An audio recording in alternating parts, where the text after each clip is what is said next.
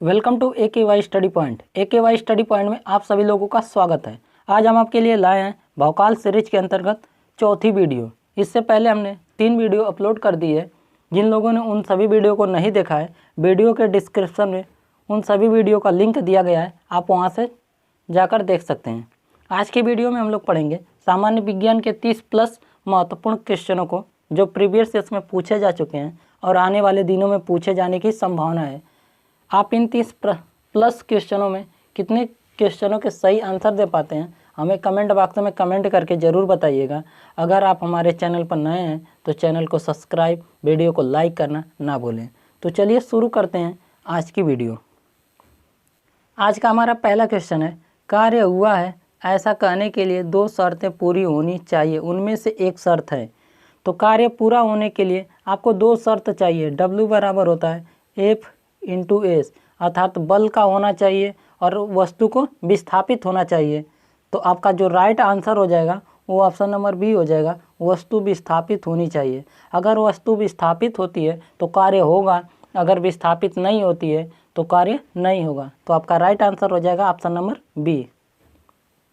अब हमारा अगला क्वेश्चन है, बल और विस्थापन का गुणनफल कहलाता है। तो बल और विस्थापन का गुणनफल क्या कहलाता है?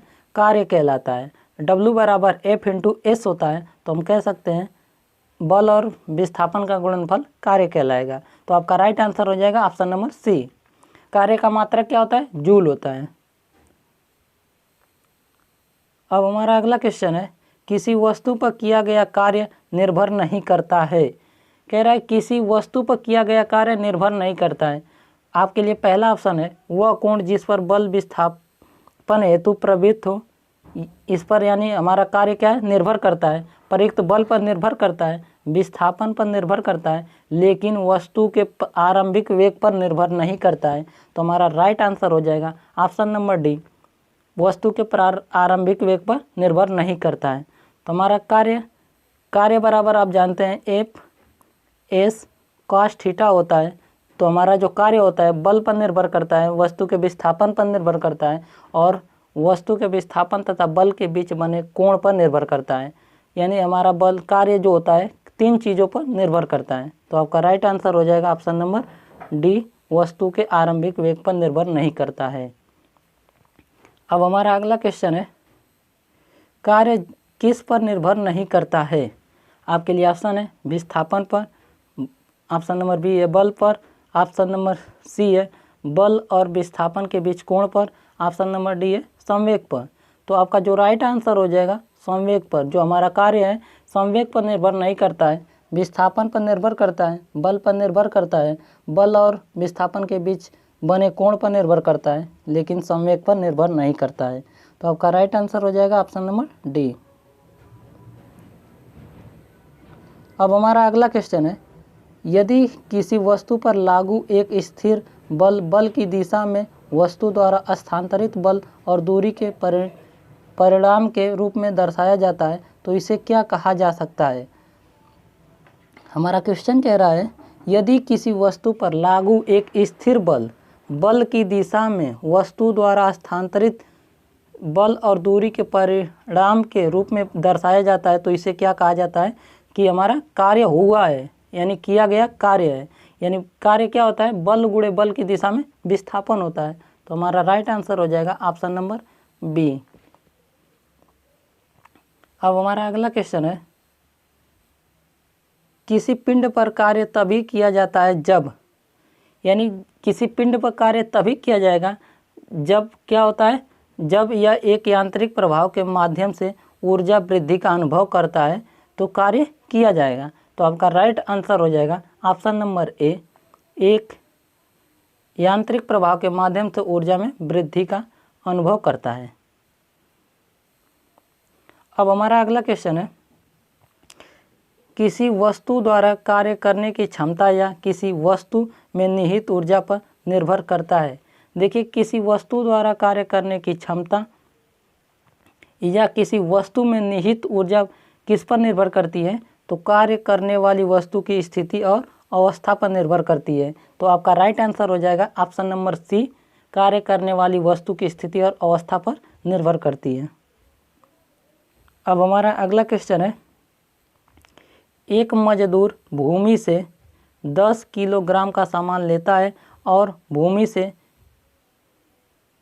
1.1 मीटर की ऊपर अपने सिर पर रखता है। उसके द्वारा सामान पर किए गए कार्य की गणना करें। जी का मान दिया गया है 10 मीटर पर सेकेंड स्क्वायर, तो यानी एम का मान दिया गया है, एच का मान दिया गया है और जी का मान दिया गया है। तो हम जानते हैं कि कार्य बराबर होता है एम जी एच। एम का मान कितना आपको दिया गया है 10 किलोग्राम और जी का मान दिया गया है 10 मीटर पर सेकेंड स्क्वायर और एच का मान कितना दिया गया है 1.1 मीटर। इसको सॉल्व आप करेंगे तो आपका आ जाएगा आंसर 110 जूल। तो आपका राइट आंसर हो जाएगा ऑप्शन नंबर डी 110 जूल। तो आप लोग फार्मूला याद रखिएगा, कार्य बराबर होता है एम जी एच, जिसमें आपका एम द्रव्यमान है, जी गुरुत्वीय त्वरण है और एच आपकी ऊंचाई है। अब हमारा अगला क्वेश्चन है क्वेश्चन नंबर 44। गति करती हुई एक कार विपरीत दिशा में आती हवा का सामना करती है। कार पर हवा द्वारा किया गया कार्य क्या होगा?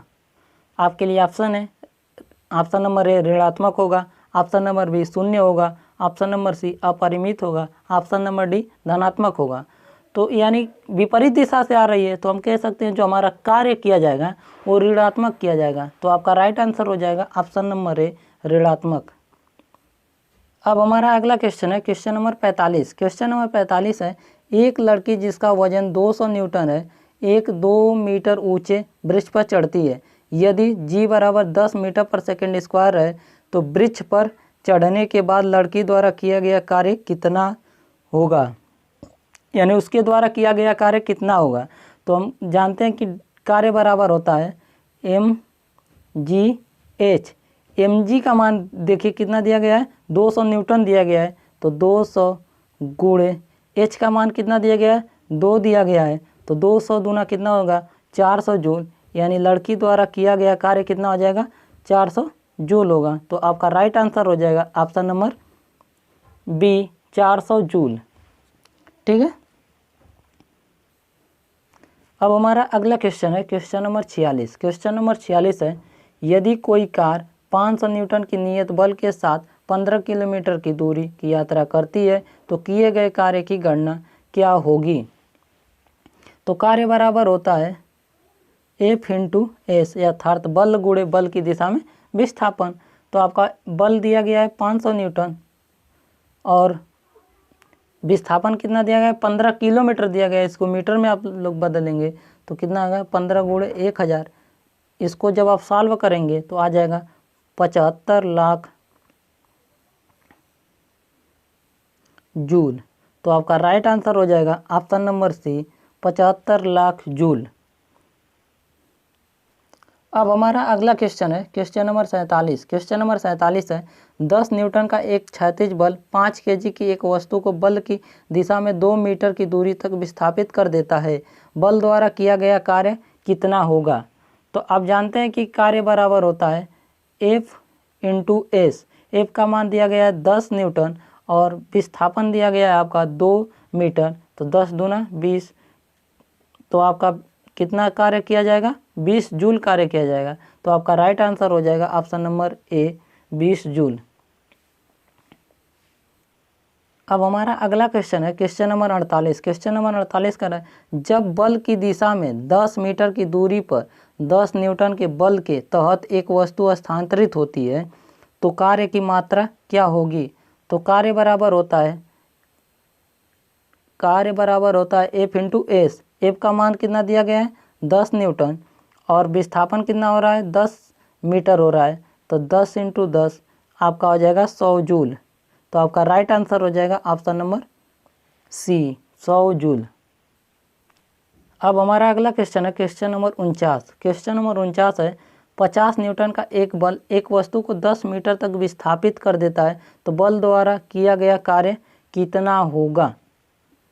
तो आप जानते हैं कि W बराबर एफ इंटू एस होता है। तो एफ का मान दिया गया 50 न्यूटन, एस का मान दिया गया 10 मीटर, 50 इंटू 10 आपका आ जाएगा 500 जूल।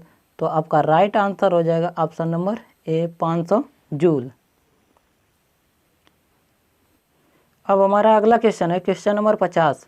क्वेश्चन नंबर 50 है, किसी वस्तु को बल लगाने पर यदि वह गतिशील नहीं होती है तो इसे कहा जा सकता है कि, यानी जब किसी वस्तु पर अगर हम बल लगा रहे हैं तो वह गतिशील अवस्था में नहीं हो रही, अर्थात उसमें कोई विस्थापन नहीं हो रहा है, तो हम कह सकते हैं कि उसमें कार्य नहीं होगा। क्योंकि कार्य तब होता है जब किसी वस्तु पर बल लगाने पर वो क्या हो, विस्थापित हो, यानी अपने स्थान से दूसरे स्थान तक जाए, तो हम उसमें कार्य होगा। अगर विस्थापित नहीं हो रही है तो उसमें कार्य नहीं होगा। तो आपका राइट आंसर हो जाएगा ऑप्शन नंबर डी, कोई कार्य नहीं होगा। अब हमारा अगला क्वेश्चन है, यदि वस्तु का विस्थापन शून्य हो तो बल द्वारा वस्तु पर किया गया कार्य होगा। कह रहा है क्वेश्चन में, यदि वस्तु का विस्थापन शून्य हो तो बल द्वारा वस्तु पर किया गया कार्य भी क्या होगा, शून्य होगा। क्योंकि जब विस्थापन शून्य होगा तो कार्य भी क्या हो जाएगा, शून्य हो जाएगा। तो आपका राइट आंसर हो जाएगा ऑप्शन नंबर डी। क्योंकि आप जानते हैं कि W बराबर होता है F इंटू एस। जब आपका विस्थापन शून्य हो जाएगा तो आप किया गया कार्य भी आपका शून्य हो जाएगा। ठीक है। अब हमारा अगला क्वेश्चन है क्वेश्चन नंबर 52। क्वेश्चन नंबर 52 है, एक बस 4000 न्यूटन के स्थिर बल से चलती है। बस द्वारा किया गया कार्य 2000 जूल है। बस द्वारा तय की गई दूरी क्या होगी, यानी बस द्वारा कितनी दूरी तय की गई होगी। तो हम जानते हैं कार्य बराबर होता है F इंटू एस। तो F का मान कितना दिया गया है, 4000 न्यूटन दिया गया है, और कार्य आपका कितना दिया गया है, 2000 जूल दिया गया है, बराबर S का मान पूछा गया है। तो S बराबर हो जाएगा 2000 बटा में 4000, एक बार में दो बार में, यानी S बराबर 1/2। इसको आप सॉल्व करेंगे 0.5 मीटर।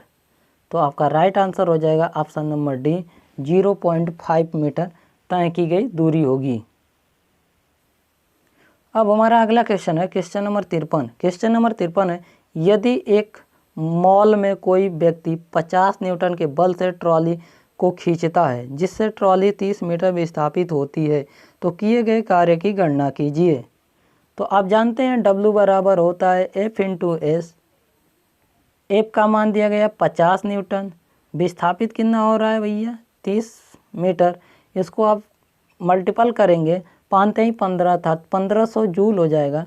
किया गया कार्य कितना हो जाएगा, 1500 जूल। तो आपका राइट आंसर हो जाएगा option number A 1500 joule. Option number C भी आपका दिया गया 1500 जूल, यानी दोनों ऑप्शन आपका सही होंगे। ठीक है, एक ही ऑप्शन दो जगह दे दिया गया है। अब हमारा अगला क्वेश्चन है, एक कूली भूमि से 20 केजी का सामान उठाता है और उसे भूमि से 2 मीटर ऊपर अपने सिर पर रखता है। उसके द्वारा सामान पर किए गए कार्य की गणना कीजिए। जी का मान दे दिया गया है 10 मीटर पर सेकंड स्क्वायर। तो कार्य W बराबर होता है mgh। M का मान दिया गया है 20 kg, G का मान दिया गया है 10 मीटर पर सेकंड स्क्वायर, विस्थापन दिया गया है 2 मीटर।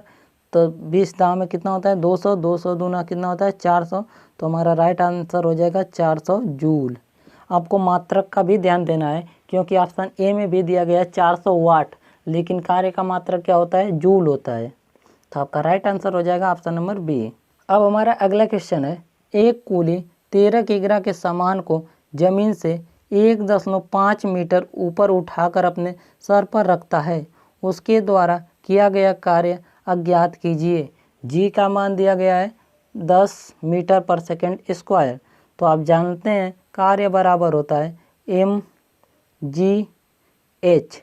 m का मान दिया गया है 13, g का मान दिया गया है 10 और h का मान दिया गया है 1.5 मीटर। आप इसको सॉल्व करेंगे तो आपका आंसर आ जाएगा, इसको सॉल्व करेंगे तो कितना हो जाएगा, 15 हो जाएगा। 15 का 13 में गुणा करेंगे तो कितना हो जाएगा, 15 × 45, 4 हासिल हुआ, 15 कम 15 4 19, कितना हो जाएगा 195 जूल हो जाएगा। तो आपका राइट आंसर हो जाएगा ऑप्शन नंबर ए 195 जूल। अब हमारा अगला क्वेश्चन है, एक लड़का 4 केजी के स्कूल बैग को 30 सेकेंड तक पकड़ता है, उसके द्वारा किए गए कार्य की मात्रा जूल में क्या होगी। तो यानी कह रहा है कि 4 केजी का बैग है और 30 सेकेंड तक पकड़ रहा है, उसको पकड़े रखा है, इसका मतलब कि उसमें कोई विस्थापन नहीं हो रहा है, अर्थात हम कह सकते हैं उसमें विस्थापन कितना है, शून्य है। तो कार्य भी क्या होगा, शून्य हो जाएगा। तो आपका राइट आंसर हो जाएगा ऑप्शन नंबर सी, कार्य क्या होगा, शून्य हो जाएगा। अब हमारा अगला क्वेश्चन है क्वेश्चन नंबर 57। क्वेश्चन नंबर 57 है, कार्य तभी हो सकता है जब डॉट डॉट हो, यानी कार्य तभी होगा जब आपके पास क्या होगी, ऊर्जा होगी। तो आपका राइट आंसर हो जाएगा ऑप्शन नंबर ए, कार्य तभी हो सकता है जब आपके पास ऊर्जा होगी। अब हमारा अगला क्वेश्चन है, निम्नलिखित में से कौन सा किए गए कार्य का उदाहरण नहीं है, यानी किए गए कार्य का उदाहरण नहीं है। आपके लिए ऑप्शन है, ऑप्शन नंबर ए लड़के का कमरे में दीवार को धक्का देना, ऑप्शन नंबर बी है लड़की द्वारा एक ट्रॉली को धक्का देने पर ट्रॉली का आगे बढ़ जाना, ऑप्शन नंबर सी है सतह पर पड़े कंकड़ पर दबाव डालना, ऑप्शन नंबर डी है किताब को किसी ऊंचाई तक उठाना। तो हम कह सकते हैं इसमें कह रहा है कि किसमें कार्य का उदाहरण नहीं है, यानी इसमें किसमें कार्य नहीं हो रहा है। तो लड़के का कमरे में दीवार को धक्का देना, जब लड़का दीवार को धक्का देगा तो दीवार अब विस्थापित तो होगी नहीं, इसका मतलब कि विस्थापन शून्य हो जाएगा। तो आपके द्वारा किया गया कार्य भी शून्य हो जाएगा। अगला ऑप्शन है लड़की द्वारा एक ट्रॉली को धक्का देने पर ट्रॉली का आगे बढ़ना, आगे बढ़ना का मतलब इसका मतलब कि विस्थापन हो रहा है, तो इसमें कार्य हो रहा है। सतह पर पड़े कंकड़ पर दबाव प्रेशर डालना, प्रेशर डालेंगे तो कंकड़ क्या होगा, अपनी सतह को छोड़ देगा, यानी विस्थापित होगा, कुछ न कुछ विस्थापित होगा, अर्थात इसमें भी विस्थापन होगा तो कार्य होगा। किताब को किसी ऊंचाई तक उठाना, यानी किताब को किसी ऊंचाई तक उठाया जाता है, इसका मतलब कि उसमें विस्थापित हो रहा है, कुछ न कुछ विस्थापित हो रहा है, अर्थात हम कह सकते हैं इसमें भी कार्य हो रहा है। तो आपका राइट आंसर हो जाएगा ऑप्शन नंबर ए लड़के का कमरे में दीवार को धक्का देना।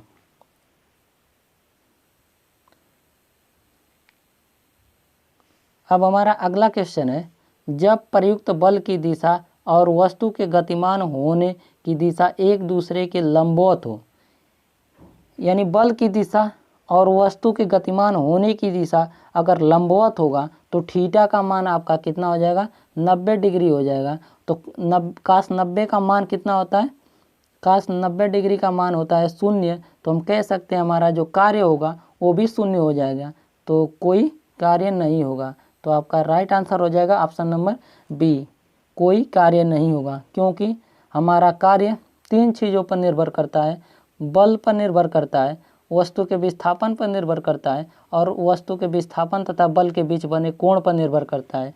जब लंबवत होगा तो थीटा का मान 90 डिग्री होगा, थीटा का मान 90 डिग्री होगा तो काश 90 का मान शून्य होगा तो कार्य क्या हो जाएगा, शून्य हो जाएगा, अर्थात कोई कार्य नहीं होगा। तो आपका राइट आंसर हो जाएगा ऑप्शन नंबर बी। अब हमारा अगला क्वेश्चन है, यदि बल और विस्थापन के बीच कोण डॉट डॉट है तो किया गया कार्य ऋणात्मक होता है। देखिए कह रहा है कि बल और विस्थापन के बीच अगर कोण कितने डिग्री होगा कि आपका कार्य ऋणात्मक होगा।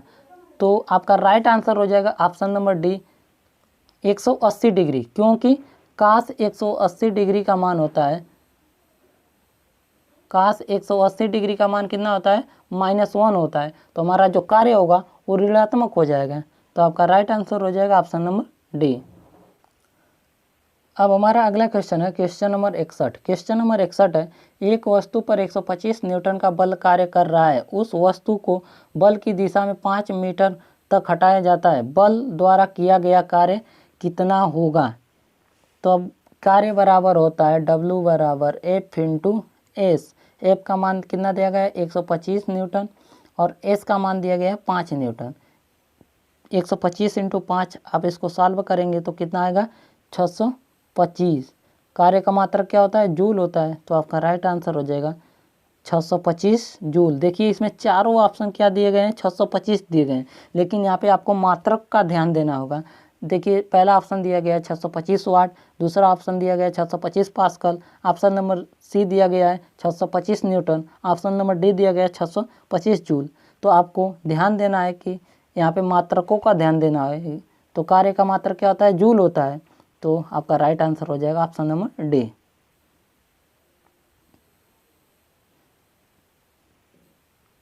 अब हमारा अगला क्वेश्चन है क्वेश्चन नंबर 62। यदि कोई व्यक्ति 50 न्यूटन के बल सहित 10 मीटर की दूरी तक ट्रॉली को खींचता है तो उसके द्वारा किया गया कार्य कितना होगा? यानी 50 न्यूटन का बल लगाकर 10 मीटर की दूरी को ट्रॉली को खींच रहा है तो उसके द्वारा किया गया कार्य कितना होगा? तो आप कार्य बराबर जानते हैं कि W बराबर होता है F इंटू एस। एफ का मान दिया गया 50 न्यूटन और एस का मान दिया गया 10 मीटर। तो 50 इंटू 10 आपका आ जाएगा 500 जूल। तो आपका राइट आंसर हो जाएगा ऑप्शन नंबर बी 500 जूल। अब हमारा अगला क्वेश्चन है क्वेश्चन नंबर 63। क्वेश्चन नंबर 63 है यदि कोई वस्तु वृत्ताकार पथ में घुमाई जाती है तो उस पर किया गया कार्य क्या होगा? यानी कोई वस्तु है, मान लीजिए ये वृत्ताकार पथ है, इस पर घुमाई जाती है, यानी यहाँ से वस्तु चली, पुनः वृत्ताकार मार्ग पर चलते हुए पुनः उसी स्थान पर आ गई, अर्थात हम कह सकते हैं विस्थापन उसका क्या हुआ? शून्य हो गया। तो कार्य भी क्या हो जाएगा? शून्य हो जाएगा। तो आपका राइट आंसर हो जाएगा ऑप्शन नंबर ए होगा, क्योंकि वृत्ताकार पथ पर जहाँ से वस्तु चली थी पुनः उसी बिंदु पर आती है, जिसके कारण विस्थापन क्या होता है? शून्य हो जाता है और कार्य भी हमारा शून्य हो जाएगा। तो आपका राइट आंसर हो जाएगा ऑप्शन नंबर ए। अब हमारा अगला क्वेश्चन है क्वेश्चन नंबर 64। क्वेश्चन नंबर 64 है जब बल विस्थापन डॉट डॉट होता है तो बल द्वारा किया गया कार्य को ऋणात्मक माना जाता है।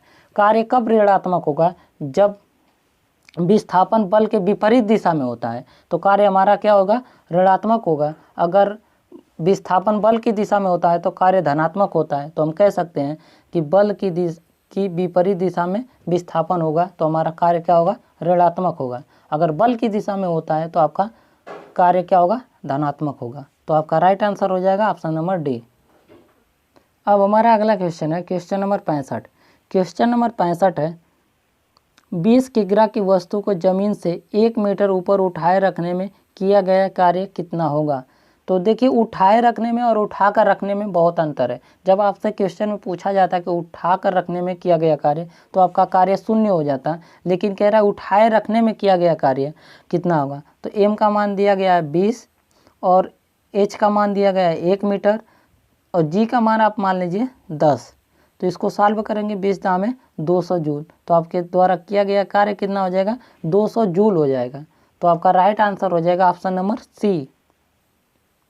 अगर यही क्वेश्चन में पूछता कि उठा कर रखने में किया गया कार्य तो हमारा ऑप्शन नंबर ए होता 0 जूल, लेकिन आपको पूछा है कि उठाए रखने में किया गया कार्य तो 200 जूल होगा।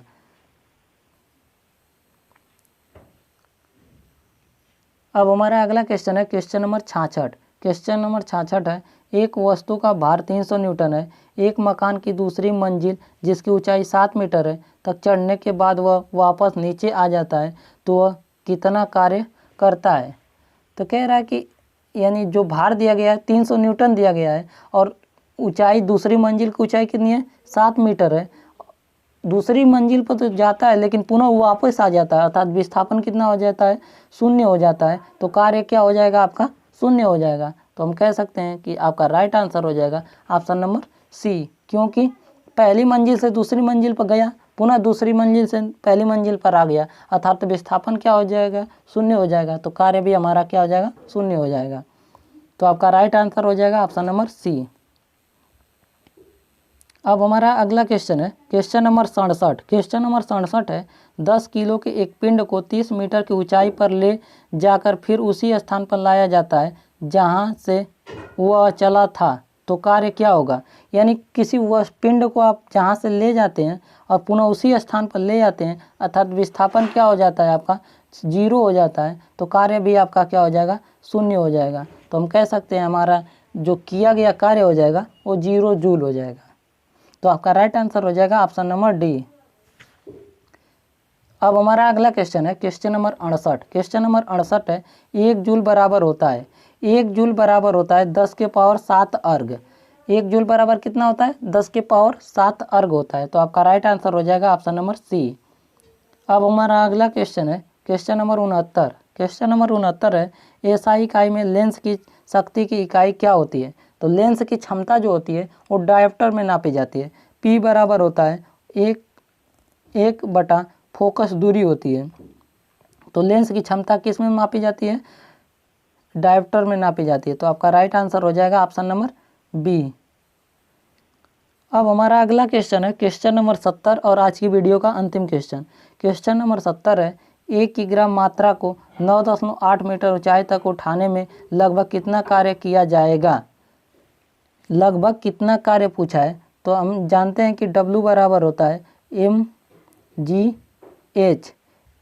m का मान कितना दिया गया है? 1 किग्रा, और g का मान कितना होता है? 9.8 होता है, और h का मान भी कितना दिया गया है? 9.8। जब इसको आप सॉल्व करेंगे तो आपका आंसर आ जाएगा 9.8 का वर्ग आ जाएगा। तो आपका राइट आंसर हो जाएगा ऑप्शन नंबर बी। तो ये रहे आज के हमारे भौकाल सीरीज के अंतर्गत सामान्य विज्ञान की ये चौथी वीडियो है। इससे पहले हमने 3 वीडियो अपलोड कर दिए। जिन लोगों ने उन वीडियो को नहीं देखा है तो वीडियो की डिस्क्रिप्शन में उन सभी वीडियो का लिंक दिया गया, आप वहां से जाकर देख सकते हैं। आज का हमारा वीडियो आपको कैसा लगा हमें कमेंट बॉक्स में कमेंट करें। अगर आप हमारे चैनल पर नए हैं तो चैनल को सब्सक्राइब, वीडियो को लाइक करना ना भूलें। अब मिलते हैं अगले वीडियो में, तब तक के लिए धन्यवाद।